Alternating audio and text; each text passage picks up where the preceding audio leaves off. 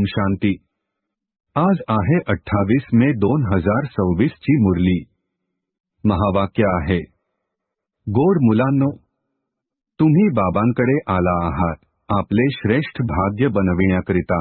जितके श्रीमतावर चालाल तितके श्रेष्ठ भाग्य बनेल। प्रश्न आहे, भक्तीची अशी कोणती एक सवय आता तुम्हा मुलांमध्ये असता कामा नये?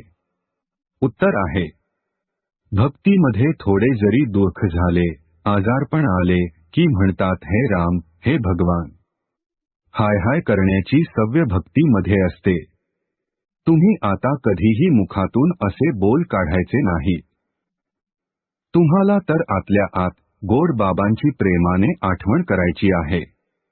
धारणेसाठी मुख्य सारांश आहे, 1. अभ्यासाच्या आधारे आपले भाग्य श्रेष्ठ बनवायचे आहे। मनुष्यापासून देवता बनायचे आहे।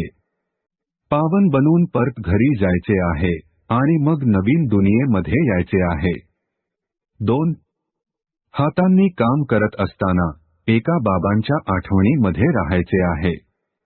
कोणतीही उलटसुलट गोष्ट ना ऐकायची आहे ना ऐकवायची आहे।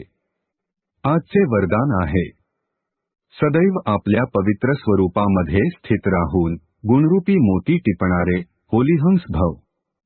स्पष्टीकरण आहे, तुम्हा होलीहंसांचे स्वरूप आहे पवित्र आणि कर्तव्य आहे सदैव गुणरूपी मोती टिपणे। अवगुण रूपी खडे कधीही बुद्धीमध्ये स्वीकारू नयेत।